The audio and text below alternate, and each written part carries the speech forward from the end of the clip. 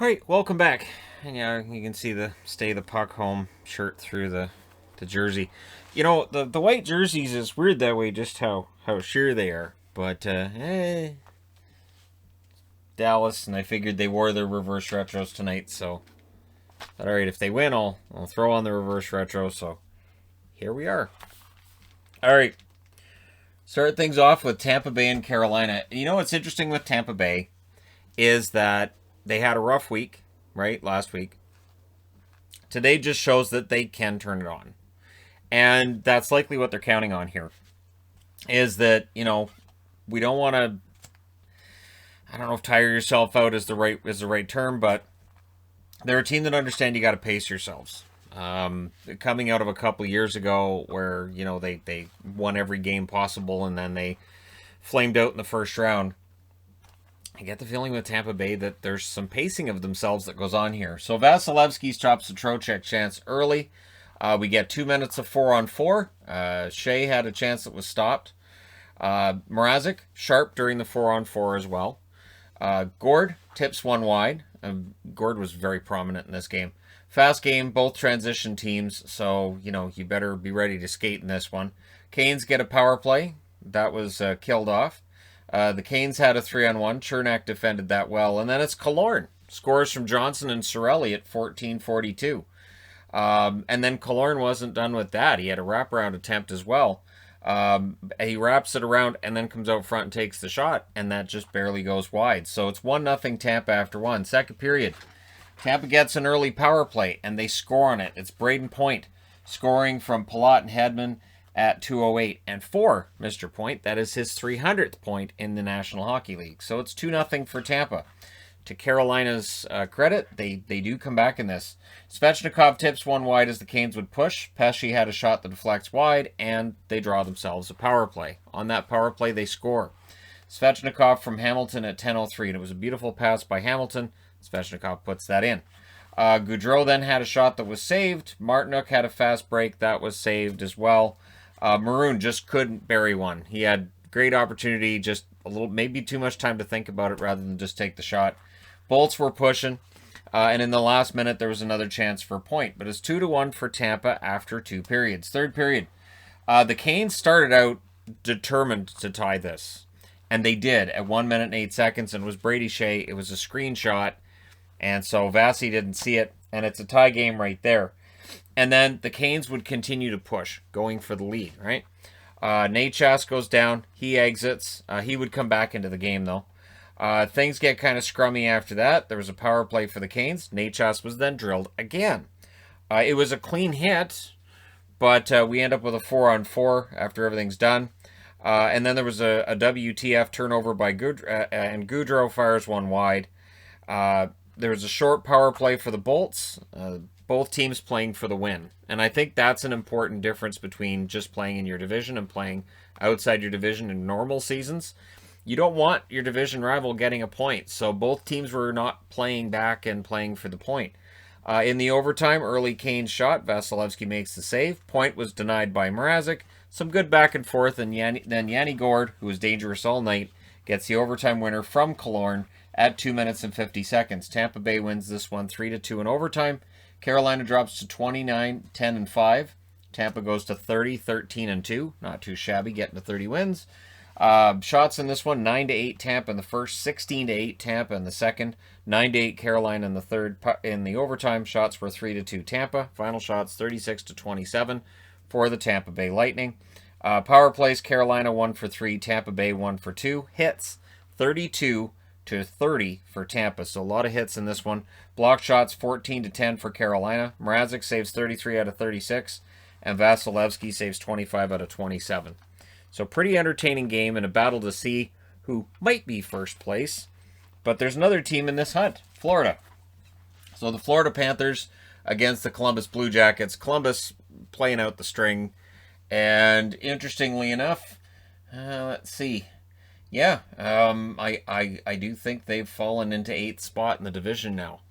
I think that's actually a thing. I'm just looking at the numbers here, and yeah, I mean, the number of wins tell me they're now in the basement. So who saw that coming? Early chances for Columbus. They would press as well at 3 minutes. They get a power play as well, but that was a no. So Columbus had a really good period going for them. In fact, they were out shooting the Florida Panthers 12-5 at the half. And then it switched. It's Vetrano scoring at 11 minutes and 40 seconds. That definitely started that switch. Power play then for the Panthers. There was a no to that. Elvis denied Nudavara. And in the last minute of that period, there was a push by the Florida Panthers. But it's 1-0 after one. Columbus with a pretty good road period if they can build on it. Second period, they don't build on it. Sam Bennett scores from Huberdeau and Duclair at 59 seconds. Sam Bennett has really shown what he can do. You're getting playoff Sam Bennett in Florida. And for Calgary fans watching this, if you watch this, it would be frustrating. Because if you're a Flames fan and you're like, I wonder how Bennett's doing. He's doing really well. He is fitting in really, really well. He's playing on a top line, and he looks like he fits there. Panthers then buzzed at 3 minutes. That was cleared out. Duclair was denied by Elvis. Atkinson couldn't hit the open net. Columbus presses at 7 minutes, and then Bennett and Bayreuther had a fight. So Bayreuther, who played 19 games for Dallas, this was his debut tonight with Columbus. I like him as a depth defenseman, just purely as a depth defenseman. I think he was a good fill-in for Dallas when they needed him a couple years back. And so, you know, it's nice to see him back in the NHL and in a fight. So Bennett with a goal and a fight. All he was missing was the assist. Doesn't get that tonight. But hey, close to a Gordie Howe hat trick. Penalties even out. Torts wasn't happy about this. So Bayreuther was challenged to a fight by Bennett for what they felt was a high hit that he got away with. The referees, after the fact, called that hit. So where Tortorella thought they were going to get a power play, instead it just evens up. So that happened. And then Bjorkstrand would score at 13:22. So that makes it a 2-1 game. But less than a minute after that, Gudas scores from Duclair at 14:03. Columbus challenged for goalie interference. And I still don't understand why. There was barely, I don't think there was any contact on the goaltender at all. If there was, it was very, very glancing. And no, so that gives a power play to Florida. And I didn't feel like that was one that should have been challenged. It doesn't hurt Columbus. They don't allow another goal. But that's one of those things where it's 3-1. And if it becomes 4, Duclair had a break. Delzato defended that well. We go to the third period, 3-1 in favor of Florida. Early press by the Panthers, unsuccessful. And then Zach Dalpe, he scores from Robinson and Peak at 8 minutes and 1 second. Columbus pressed at the half. Laine fires one wide. Laine had opportunities. Not going in. And then there was a penalty shot for Vetrano. That was saved. So Frankie, close, but that one's saved. Elvis then saved a shot from Montour. Goalie gets pulled with 1 minute and 45 seconds left. That allows Frankie Vetrano to hit the empty net at 18:38, and that secures the victory. 4-2 for the Florida Panthers. They go to 29, 12, and 5. So they're tied in points with these guys. And yeah, so that division's nice and just bundled up, all close together. 1 point between the three teams. For Columbus, 15, 23, and 9 is the record now. Yeah, it just keeps getting uglier. Shots 14-12 Columbus in the first, 19-9 Florida in the second, 13-8 Columbus in the third. Final shots 39-36 in favor of Florida. Power plays, both teams go 0 for 2. Hits, both teams had 25. Block shots 15-8 for Florida. Merzlikins saves 35 out of 38 at one end of the rink. And Bobrovsky, 34 saves on 36 shots. He's turned it around nicely. Now, Detroit and Dallas. So Detroit works hard. And I think Dallas found that out tonight. Dallas worked pretty hard as well, and it was an interesting game in that Dallas kind of, they give away a point to Detroit, but they do manage to secure that second point. So let's go through this. Reverse retro stars. That's the reverse retro you're seeing before you right now, and this is it's Modano. So if you're wondering, well, it says the C, but it's a number 9. It's a Mike Modano. Faxa hits a post early, so that was a chance there, and you're thinking, oh, we don't want to have one of those again. The Wings get the first shot at 4 minutes and 50 seconds. I should say. The Stars had 2 to that point, so again, kind of a defensive start. Hintz had a wraparound that was defended. The shots were 3-2 for the Wings 9 minutes in. The Wings press it with 8.5 minutes left. Some nice, hard-working shifts by the Detroit Red Wings. I can't say it enough that they might be the hardest working team in the league. I'm not going to do a power ranking of hardest working teams in the league because the other 30 fan bases won't be happy. Okay, maybe 28. There's 2 fan bases. I'll just ballpark. There's probably 2 fan bases that go, yeah, our team doesn't work very hard. But yeah, Detroit would be right near the top of the list if I did do something on which teams I think work the hardest. So there was a delay of game call. The Stars get a power play, which was good for them because they really weren't getting any space out there. Detroit was giving them very little room. And it's Hintz scoring on the power play from Heiskanen and Klingberg at 15:50, and he rags it. And it was similar to what Krejci did last night. And it's just, these are goal scorers' goals, and Roope Hintz has been quite the story for Dallas. So you go to the second period with Dallas in the lead. The Stars better jump as the game was progressing. They get a power play. That's unsuccessful. And then out of the box, Glendening gets a goal from Svechnikov and Biega at 7:45. So Svechnikov comes out of the box, and he helps to drive that play. Glendening, he's been pretty good since the trade deadline, and that ties things up. The shots were 6-3 for the Stars with 9.5 minutes left. So they were still out playing Detroit. Just the score was tied. And then Robertson scores from Hintz and Heiskanen at 11:06. And it's a nice rebound, what you might want to call a greasy goal, garbage goal, whatever you want to call it. Robinson goes to the net. He pays the price at the net. He's got physicality to his game as well. And he's got a goal scorer's touch. So Robertson really has got himself into the conversation about the Calder, whether he stays in that or how many guys are in that conversation. When they reveal the finalists for the Calder Trophy, the 3 players that make it, there'll be at least 7 or 8 other players that people are talking about how they got ripped off. So I would think Robertson's in the top 3 right now, but it's a tough list. The Wings get a power play. That was killed off, but then Glendening with a perfect tip shot in front. Biega and Helm with the assists at 16:55. So good on you, Alex Biega. 2 assists in the second period, and that ties it up at 2. And then in the last minute, Esa Lindell had a shot. That was saved. So even though Detroit only had 4 shots in that second period, 2 of them went in. And they were both from Luke Glendening. Third period. The Wings scored. It was called for goalie interference. I didn't see a challenge on that. I thought it was kind of an iffy call. I did. I thought, okay, so that probably should count. And then they just dropped the puck, and I'm like, oh, all right. I guess it doesn't count. So yeah, another good game for Greiss. Thomas Greiss continues to build up his stats. I think he's above 900 now on save percentage. Shots were 7-6 for the Wings at the half. They played a very good road game tonight. Greiss saved his chance for Foxa. Alexiak then had one that was stopped as well. The Stars were in control. The Wings pressed with 4.5 minutes left, and then when the puck goes the other way, Gurianov had a chance. That wouldn't go. We go to overtime. Stars controlled it early. Both teams were getting chances. This wasn't one of those overtimes where they sit back. De Keyser had a chance that went wide. Lindell had a break, and Greiss saved on that.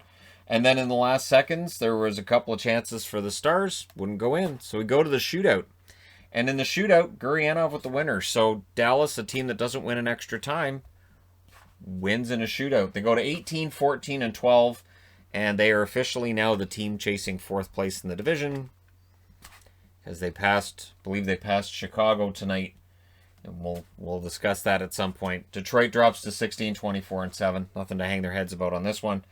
Shots, 8-7 Dallas in the first, 12-4 Dallas in the second, 12-8 Dallas in the third, 4-3 Dallas in the overtime. Final shots, 36-22 in favor of Dallas. So Greiss gets them that point.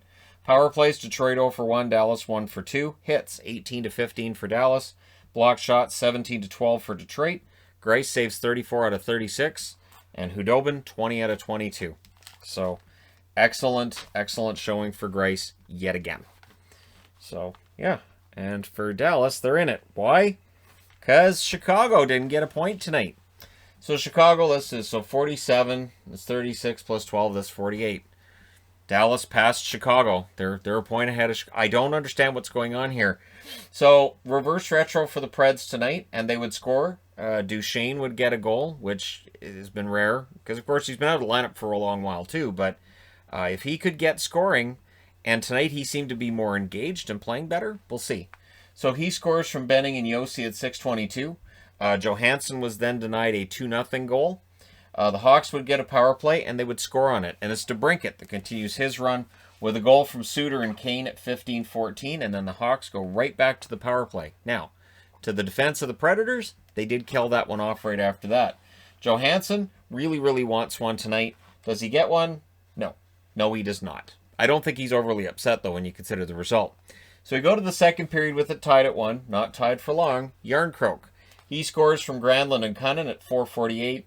And then Ekholm scores from Johansson. So Johansson has to settle for an assist at 5:39. That's 2 goals in less than a minute. Nashville liked that so much they do it again later in the game. Predators get a power play, and then we get a minute and 5 seconds of a Hawks power play. That was all a no. And then Kampf. Kampf scores his first of the year from Gaudette at 11:52. So there you go. Jim Benning's, Gaudette's gone. He's a point-a-game player in Chicago. That's it. Point-a-game player in Chicago, right? There you go. So he gets a point. Predators push with 4 minutes left. They draw a power play out of that. They don't score on it. We go to the third period with the score 3-2 in favor of Nashville. Jeannot scores from Ellis at 23 seconds. So, yeah, they took the tension out of this one early. And then it's Cunnin from Granlund at 41 seconds. So all of a sudden it's 5-2. And Lankinen gets the mercy pull. It wasn't Lankinen's fault. He gets the mercy pull, and in goes Subban for the rest of the game. 4-minute Preds power play then takes place. That was actually killed off by the Chicago Blackhawks and Subban. Predators press, but they take a penalty in the offensive zone. You can't like that. I know players don't like it, coaches don't like it, fans usually don't like it. You can't be taking the penalties at the other end. Pressed by the Predators with 3 minutes left. Things get scrummy with 2 minutes and 40 seconds left. And that ends up with the Predators power play. And in the end, they hold on. They win it 5-2. For Nashville, they go to 25-21-1. Chicago drops to 21-20-5. Huge win for Nashville. And they keep the 3-point lead over now Dallas. It's 3 points on Dallas, right? So that's 36-48, 50-51. Yeah. And Dallas has games in hand. This is a bizarre world. It's really, truly bizarre world. When we're talking about a team that's won 18 games and they've got a good chance. I legit have no idea. Dallas makes the playoffs. I have no idea if they could get wiped out in 4 or they could win it. I have no idea. No clue at all. Shots in this one, 9-8 Nashville in the first, 14-11 Chicago in the second, 10 apiece in the third period. Final shots 32-30 in favor of Chicago. Power play, Chicago was 1 for 5. Nashville 0 for 5. Hits 22-19 Chicago. Block shots 16-10 for Nashville. Lankinen saved 17 out of 22. Subban saved all 8 shots in relief. And Saros saved 30 out of 32. These guys are going to meet each other again. Nashville's going to look to further injure the hopes for playoffs for the Chicago Blackhawks, and we'll see what happens. But now I have to change boards. All right, and for the other 4 games, Ottawa. What is it with Ottawa and Calgary? So this is one of those weird matchups that, again, when the season's over and we're looking and doing a, what happened this year kind of video on things, I need to talk about how certain teams at the bottom of the standings did really well against teams that you wouldn't think they would. And for Calgary, if you want to look at why the Flames are sitting below the playoff line, you really don't have to look any further than the matchups between themselves and the Ottawa Senators. And, it is a huge part of this. So, 1,000th game ceremony for Lucic. Of course, he got the 1,000th game a couple games ago. The ceremonies when you don't have fans in attendance, to me, are still weird. So, most of the American teams now, you have at least some fans in attendance, right? But at the Canadian games, you don't. So, the 1,000 games thing, I mean, it's nice, but there's nobody in attendance. And these are the kinds of things that I would think that when we do get fans back in attendance, that they'll do some of these things again. They'll have like theme nights and, let's talk about this guy night, and Lucic could be out on the ice and they could do some kind of ceremony for him, because again, with fans in attendance, it's just a completely different experience.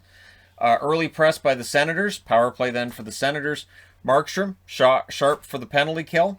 Murray then stops things as the Flames were pressing, and Matt Murray had another good game. And then it's Brady Tkachuk. who one-upped his brother tonight. He scores from Norris at 9 minutes and 50 seconds. To the Flames' credit, they answer. Lindholm from Gaudreau and Giordano at 11:23. And then not long after that, Josh Brown and Brett Ritchie had a fight. So it's 1-1. You've got a fight in this. And then in the last minute, there was a press by the Flames. So you come out of this first period. It's a tie game. You've got to think, all right, so Calgary could just have a good 40 minutes. Then, they make things better for themselves. Nope. Second period, Flames press at 3.5 minutes. Brady Tkachuk and Lucic were battling during this game. And I was thinking, that's one of those things you should mic them up. This is one of those things that they do a lot in football. I'd like to see them do it in the NHL. I know these guys are going to be swearing and saying stuff. I'm just saying that, like, after when you have those best of the week kind of shows, you could have like one of these battles between guys that go on during the game like this. I'd be really curious to know what they say to one another. And I know most of it's going to get bleeped, but it doesn't make the NFL ones any less enjoyable either. Flames get a power play. Mangiapane, his shot was blocked. The power play's killed off. The Sens were doing a good job of keeping the Flames to the outside in that second period. There was a late power play for the Flames, and then there's a shorthanded 2-on-1. And so it's weird. Ottawa's shorthanded ability was fantastic last year. For the first half of this season, I don't think they had a shorthanded goal until about the halfway mark. All of a sudden, it's heated up again. It's Connor Brown shorthanded from Nick Paul at 19:04. And that really cuts off the Flames at the knees, right? Because now they're down 2-1. It's a shorthanded goal. Their power play's struggling. And here we go. Third period. Stützle wired one high. The Flames get another power play. And that meant that Connor Brown was out on the ice shorthanded. And every single shift this guy gets shorthanded, he is dangerous. Yeah, absolutely dangerous. I just start telling him they're shorthanded every time he goes on the ice. The guy will have 50 goals before the season's over. There was another Flames power play that followed. A strong penalty kill by Pinto. Shane Pinto has been out there playing in all environments, taking faceoffs in all three zones. And honestly, you can just see that the vision of how this team's going to look is starting to take shape. And we'll see next year whether or not they're ready for that next step and they can get back into the playoff picture. So there was 4-on-4 for 7 seconds, and then the Sens get a power play after that, and they score on it. It's Josh Norris. I believe it's his 6th power play goal. He leads them in power play goals. Brandstrom and Batherson with the assists at 7:52, and it was a nice setup by Brandstrom. But, again, to the Flames' credit, Stone answered from Backlund at 10:47, and that one looked like it may have deflected in off of Lucic. Time I'm recording this, it still said it was Michael Stone's goal. So that made it 3-2. That's as close as the Flames get. They would pull the goaltender, which allowed Connor Brown to hit the empty net. His second goal of the game at 18:25. Ottawa wins this 4-2. They go to 16-26-4. Calgary drops to 19-23-3. It's not happening this year for Calgary. Shots 11 apiece in the first period, 9-5 Calgary in the second, 8-4 Calgary in the third. Final shots 28-20 in favor of the Flames. Power plays 1 for 2 for Ottawa, 0 for 4 for Calgary. Hits 23-15 for the Flames. Block shots 14-12 for Ottawa. Murray saves 26 out of 28. Very good performance by Murray again. And Markstrom 16 saves on 19 shots. I have no idea why Calgary struggles with the Senators. But that's where we're at. And these are the kinds of games that you're going to look back at the end of the year and say, I think that's where we lost it. I think that's where that happened. Speaking of lost it, Montreal. So I don't know that I'm not going to say that Canuck fans necessarily should send bouquets of flowers to both Ottawa and Edmonton, but they sure are giving false hope to the Canucks right now, and I don't appreciate it, and yet I kind of sort of do. You know the Canucks are watching these games and paying attention, and they have to be looking and saying, you know what? And again, I know how tough this is, and I know how unlikely it is.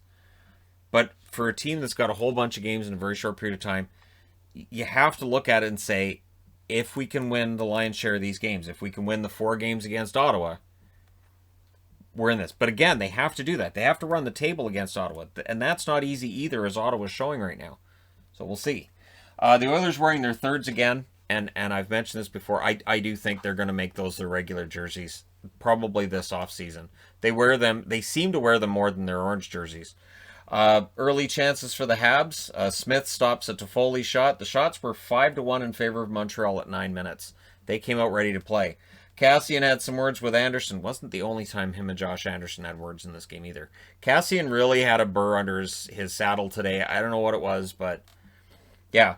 The Oilers score. They challenge it for goalie interference, and it comes down for goalie interference. Now, I was okay with that one coming down for goalie interference because when they scored it, the reaction by McDavid and the other Oilers seemed to be a little bit muted, almost as if they were expecting the referee to wave it off. So that tells me they were going, I don't know that's going to stand.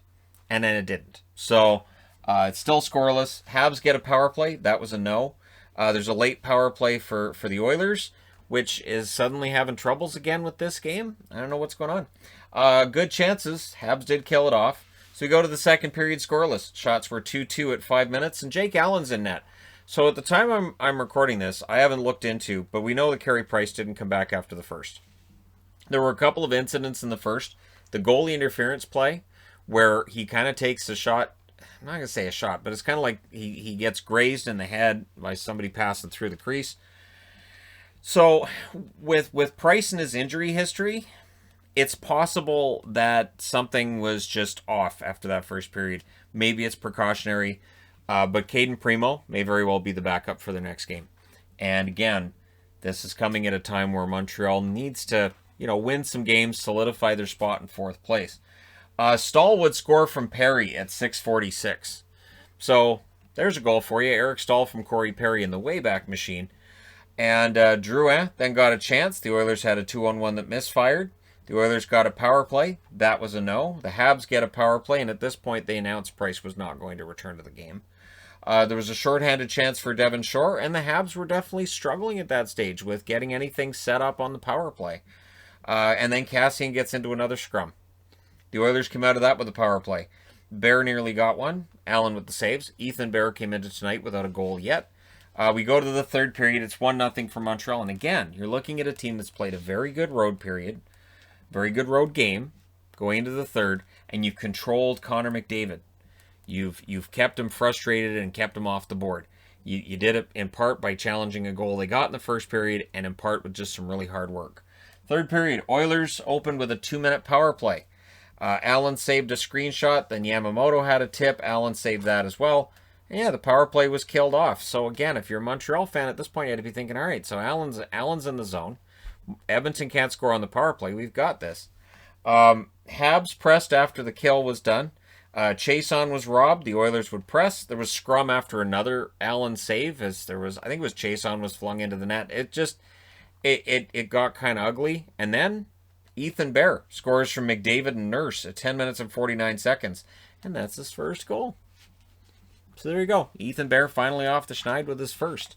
Then Shore had a rush chance. Allen saved. And then on a turnover. And as I say to the Flames, I'm going to say this to Montreal. Don't hand the puck over to McDavid. Just don't. I think it was Tatar that made a bit of an error here. And McDavid goes, thanks. And on the turnover, he goes in and scores at 15-11. And it's 2-1 to Edmonton. And as soon as it was 2-1 Edmonton, I thought, okay, so this is done then. Puljujarvi then gets a goal from McDavid at 17:37, and that was a breakaway goal. So that's right about where Montreal's got to be thinking about getting Allen out, and now it's 3-1. And then they did pull Allen, and that let Devon Shore, who had chances in the game, get the empty netter from Yamamoto at 18 minutes and 21 seconds. So it's 4-1. A game they were winning 1-0 going into the third. They lose it 4-1. This is the kind of game that, again, for the Canucks, they got to watch this and go, hey, all right, maybe. For Montreal, they dropped to 19-15-9 with the 4-1 loss. The Oilers go to 27-15-2. So much like the Central, we've got three teams at the top of the North Division that are going to be fighting it out right till the end, and possibly anyways, right? The shots, 7 apiece in the first period. They're a little more spread out in the North than they are in the Central. Shots were 10-8 in the second in favor of Edmonton, 19-8 Edmonton in the third. They just kept plugging until they got them. 36-23 was the final shots for Edmonton.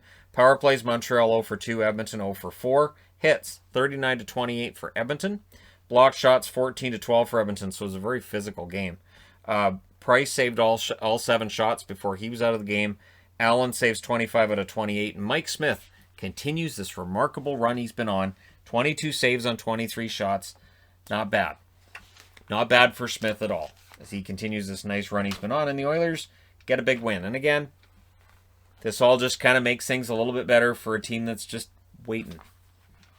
Kind of just waiting. And not to mention, now these Senators get a little bit closer, so you really want to get crazy. All right, Minnesota. So this game was honestly kind of fascinating. There were some tremendous shifts in momentum in the Minnesota-Arizona game. Kessel had an early chance. Spurgeon defended that. There were no shots for the Wild 5.5 minutes into this game. Arizona came out very sharp and very ready. The Canes giving no room to the Wild at all in that first half of the period. But the Wild get a power play. Now, was it a month ago? I was like, well, the power play sucks. It's 7%. It's done. Their power play isn't even bottom 5 now in the NHL. Their power play has been lethal for about a month's time now. Kaprizov scores a power play marker from Bonino and Fiala at 9 minutes and 19 seconds. The Wild then go back on the power play. Kaprizov almost gets a second power play goal during that second power play. The Wild were in control since that first goal, and then quickly off of a turnover, Christian Fischer at 14:28, he gets a goal. He's been working really hard this year. It's about time he got one. And that ties it up. Dryden Hunt then hit the side of the net for the Wild. I had to make sure I put Wild net so I didn't think Brad Hunt and get the wrong Hunt there. There was a late Coyotes power play, but it's 1-1 after 1. And you could feel these momentum swings going on. Second period, that momentum would swing back again. Greenway scores from Foligno and Eriksson Ek at 3:39. The Wild then get a power play, and they score on it. Johansson from Dumba and Suter at 9:39. And then Minnesota scores again. They go up 4-1, but it was challenged for goalie interference. Now, I'm watching the Minnesota feed, and the Minnesota announcers were really sure. They're like, nah, that's not goalie interference. Nah. I wasn't putting it on the board because I'm like, I think that's goalie interference. So the referee checks it, takes a while, and goes, it's incidental contact, so it's not a penalty, but it's incidental contact with the goaltender. It was Foligno. Yes, he was trying to jump out of the way, but he still made contact with the goaltender, and so it's incidental contact. So they take it off the board, and I was okay with that, but I know there's Minnesota fans who are probably going to be like, no, that should have counted. It doesn't end up mattering in the end, which is good. I'm always glad when those goals really don't make a difference to the outcome. Talbot then denied Chychrun. And we go to the third period with Minnesota up 3-1. But it's Minnesota, so you got to make it close. You got to make it exciting for the fans watching at home. Goligoski scores from Chychrun and Keller at 1:15. So that suddenly makes it 3-2. The Wild did try to answer. They had a 2-on-1, which Schmaltz defended. And then it's Fiala who stays hot. He scores from Soucy and Cole at 6 minutes and 20 seconds. And it was a really nice passing play by Soucy to set that up. So Fiala buries it, makes it 4-2. They pulled the goaltender with 2 minutes and 55 seconds left, icing with 2 minutes and 15 seconds left, and then on the next play, Brodin gets a goal, empty netter from Dumba and Bonino at 17:53, and so your final score is 5-2 in favor of Minnesota. They go to 28-13-3. Arizona, who really need to start winning games, they're not. They're now 20-21-5, and again, they're right there with St. Louis, but it feels like it's fading on them, even though they're right there. In fact, they're what, 1 point ahead of St. Louis? Still feels like it's fading away. So I don't know who's going to get fourth. I don't know. Maybe nobody wants fourth in that division. No idea. Shots were 9-7 Minnesota in the first, 10 apiece in the second, 7-5 Arizona in the third. So the final shots are 24-24. Power plays, Minnesota 2 for 3. Kaprizov almost made him 3 for 3. Arizona 0 for 1. Hits 45-24 in favor of Arizona. Very physical team, the Coyotes. Block shots 14-10 Minnesota. Talbot saves 22 out of 24. Kemper saves 19 out of 23. And yeah, that's where we're at. Darcy Kemper's numbers since he came back haven't been great, but I don't know which one of those I'd put on him. So yeah, Arizona's just getting Kemper back didn't turn things around for them. And again, yeah, they could beat St. Louis because they've got a much easier schedule coming up than St. Louis, but who knows? St. Louis has still got, what, 5 games left with Minnesota? And they seem to do pretty well against Minnesota right now. So, yeah, I have no idea. Next up, last up, San Jose and Vegas. So, San Jose tonight played probably their best game they've played against Vegas all year. And in the end, the 2 points still end up going to VGK. That's kind of how this matchup works. Marleau, they had a nice ceremony for him, and Vegas wearing their gold helmets. And all I could think was, so when we get pictures of Marleau playing his record-setting game, the gold helmets are going to be in the background? All right. Okay, fine. Sure. All right. And they had this big, and of course, there was this discussion today on Twitter. I don't know if people follow Steve Simmons or not, but basically he was trying to say, well, yeah, he's passing Gordie Howe, but he really shouldn't be. And he said, he's just been hanging on the last couple of years and he should have retired. Marleau's still fast. He still is productive. He's still playing more than 13 minutes a game. Are there players that hang on too long? Sure. Is Marleau the guiltiest of the parties? No. Marleau is nowhere near as guilty as other players I've seen. The thing with Marleau is he started playing in the NHL right out of the draft. And even at points early on when people thought he might need some time in the AHL, it just never happened. San Jose just kept him in the lineup. So he's just played his whole way through since he was a teenager. I wouldn't rule him out as coming back next year. Although the way that ceremony went, his family there and everything, I'm thinking he might retire after this year. But that desire for a cup could bring him back next year. VGK had an early power play. That was a no. And then Knyzhov, he scores at 9 minutes and 27 seconds. So it's 1-0 for San Jose. Yeah, pretty decent road game for San Jose in this one. Power play for Vegas after that. That was a no as well. Jones looked sharp. Denied Pacioretty in close. Pacioretty had a really good game. Very, very visible out there. Vegas pressed us with 1.5 minutes left. Raw was denied. Things get kind of scrummy at the half. And guess what? Evander Kane was in the middle of that. And I thought somewhere there's VGK fans watching this and going, he's being that way because Reeves isn't playing. If Reeves was playing, Kane wouldn't be talking. Because I know the history between the teams, right? Second period. Gregor would score at 29 seconds. So we're less than a minute into the second period and it's 2-0 San Jose. And honestly, it had to feel pretty good for San Jose because Martin Jones having a really good game, which is a rarity at the Fortress. Vegas then gets a power play, and it's a power play marker for Stone.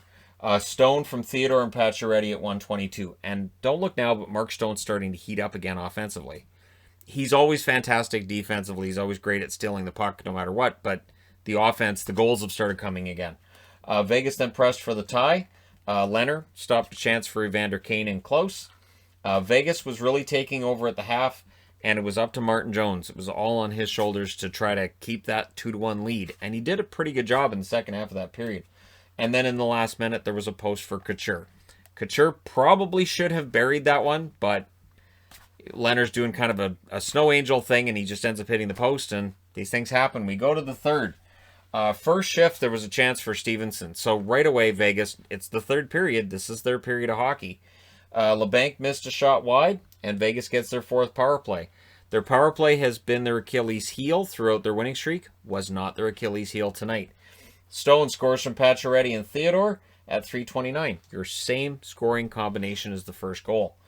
6 seconds into the power play, that goal was scored. Doesn't take long. So when their power play clicks, you go, yeah, that's a pretty good power play. And then you look at the overall numbers and you're like, I don't understand why they're so low. I don't think they understand either. There was a near miss then for Carrier. Another Vegas power play. We then end up with Vegas taking a penalty. We get an 1 minute and 11 seconds of 4-on-4. Everything gets killed off. We go back to 5-on-5 hockey. Leonard stopped a wrister from Kane. And then we get Couture exiting after a McNabb hit. He would come back, but yeah, McNabb really flattened him. Sharks press with 3.5 minutes left. In the last minute, Janmark had a shot that goes wide, and Jones was saved by Ferraro. The puck was behind Jones, but Mario Ferraro was the one that cleared it and made sure it didn't cross the line. If he's not there, this game doesn't go to overtime, but it does. So in overtime, Jones robs Pacioretty. Couture had a turnover to Pacioretty. Not a guy you want to pass the puck to. Stone then had a breakaway. Jones saved that. Couture missed the net on a chance. And then there was a WTF turnover to Carlson, and then Stone was denied. Or by Carlson, by Erik Karlsson, and Stone was denied. So I was thinking of Will Karlsson, and William Karlsson's with Vegas, and no, it's Erik Karlsson. Yeah, so Erik with the turnover to Stone. Stone was denied by Jones. And we go to a shootout. In the shootout, Alex Tuch gets the winner. So Tuch with the winner. And then what was really nice too was then they had a handshake line for Patrick Marleau after the game. So that was a nice gesture from Vegas. They did the stick taps. The fans all applauded him. It's a big night for Patrick Marleau. However, San Jose drops, further in terms of their hopes for playoffs. They dropped to 18, 22, and 5. Vegas goes to 32, 11, and 2. They do pass Colorado to take over first place in the division, and that's 7 wins in a row now for Vegas. Not too bad for the Vegas Golden Knights. Shots in this one, 11 apiece in the first, 14-7 Vegas in the second, 11-10 San Jose in the third. In the overtime, 5-2 for Vegas. Final shots, 40-31 in favor of the Vegas Golden Knights. So good road game for San Jose and a very good game for Martin Jones. Power plays 0-2 for San Jose, 2-5 for Vegas. That's your difference maker. Hits 30-26 for San Jose. That's because Reeves wasn't in there.